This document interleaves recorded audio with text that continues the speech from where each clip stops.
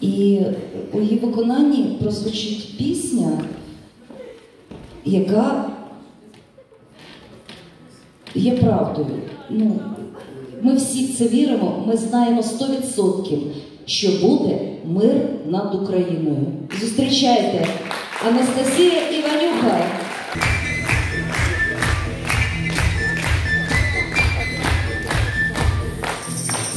Я люблю свої мрії, повне серце надії, наче птах вилітає з грудей. Зачекалась країна, що у серці єдина для красивих і дивних людей. Тебе зігріють, наче води весни, твої найкращі на планеті сини.